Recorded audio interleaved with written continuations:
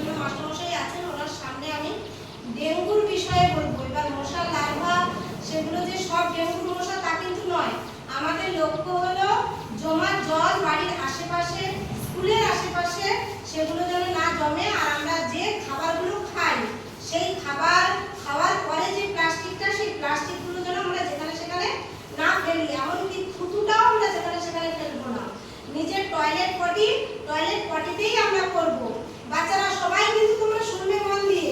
আর বাড়িতে মা বাবাকে গিয়ে বলবে ডাবের খোলা, নারকেলের খোলা, ভিমবারের বাটি, যে প্লাস্টিকগুলো চিপস, কুরকুরে, লজেন্স যেগুলো তোমরা খাও সেগুলো ডেঙ্গু দিদিমণি স্কুলে এসে মাস্টারমশাইরাও বলে দিয়েছেন যেখানে সেখানে ফেলতে না। আর 7 দিনে যদি জমা জল থাকে তোমরা নিজেরাও ফেলবে, মা বাবাকেও বলবে ফেলে দিতে। যেমন বলি ফ্রিজের পেছনে জমা জল থাকে, প্রত্যেকের বাড়িতে ফ্রিজ আছে, সেই জমা জলে মশা লার্ভা হয়।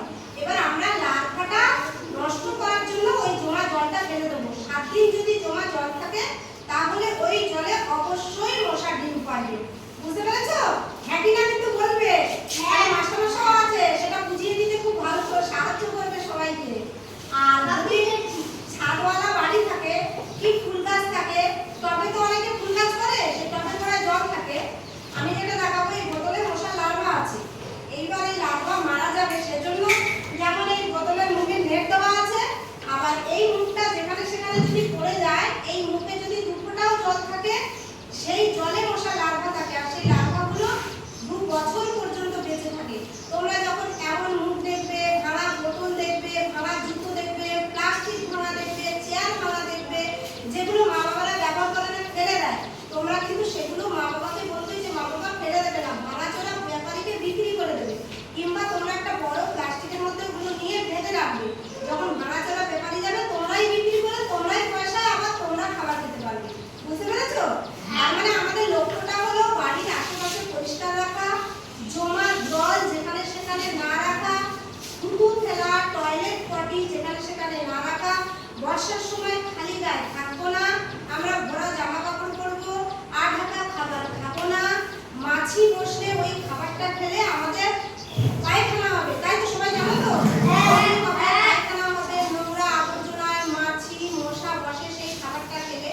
আর যদি কোনো খাবার অনেকক্ষণ কাটা থাকে কিংবা ঢাকা থাকে সেই খাবারটা তোমরা কেউ খাবে না। আর যখন ঘুমোবে তখন মশারির মধ্যেই ঘুমোবে, নাহলে মশা কামড়াবে, মাছি বসবে মুখে, সাপ, কত পোকামাকড় এখন বর্ষার সময়। আর বাড়িতে যার শরীর খারাপ করবে তোমরা সবাই বলবে সরকারি হসপিটালে যেতে। আমাদের বাড়ির পাশে স্বাস্থ্যকেন্দ্র আছে, আশা দিদিরা প্রত্যেকের বাড়ি বাড়ি যায়, তোমরা সবাই জানো। বেগুনি কালারের শাড়ি পরা আর বিআরপি ম্যাডামরা যায় নীল শাড়ি পরে, তোমরা সবাই জানো। প্রত্যেক সপ্তাহে সবার বাড়ি চেকিং করতে যে কোথাও জমা জল আছে কিনা। তোমরা বারবার বলছি মাস্টারমশাই তো বলবেনই, বলেন, আর তোমরাও বাড়ি গিয়ে তোমাদের মা বাবাকে বলবে। বুঝতে পেরেছো কি বলেছি? কেউ একজন বলতে পারবে? বলো তো, কে বলতে পারবে? বলো, 2-4টে কথা বলো। যে জমা জলে মশার লার্ভা হবে, সেই লার্ভাটা ধ্বংস করার জন্য খেলার জন্য মাস্টারমশাইকে নিয়ে তোমাদের স্কুলে এই প্রোগ্রামটা করবো। মাস্টারমশাই বলুন। ঘরের সামনে জমা জল থাকবে না 7 দিনের বেশি।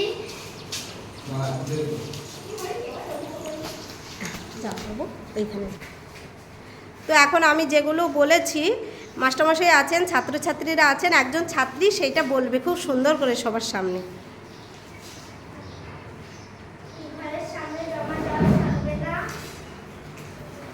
বলো বলো, ভালো হচ্ছে, খুব ভালো হচ্ছে, বলো বলো। সপ্তাহে 1 দিন করে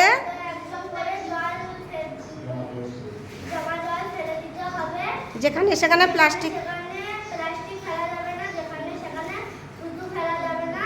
টয়লেট করা যাবে না, পটি করা যাবে না। বাড়ির আশেপাশে বাহ বাহ, খুব সুন্দর, সবাই হাততালি দাও, খুব সুন্দর বলেছে, বাহ বাহ বাহ, খুব সুন্দর বলেছে। তো আজকের এখানেই আমি এই প্রোগ্রামটা শেষ করছি। আজকে ডেঙ্গু বিষয় নিয়ে স্কুল ঘাগরা স্কুলে, এপি স্কুলে অ্যাওয়ারনেস প্রোগ্রাম করলাম।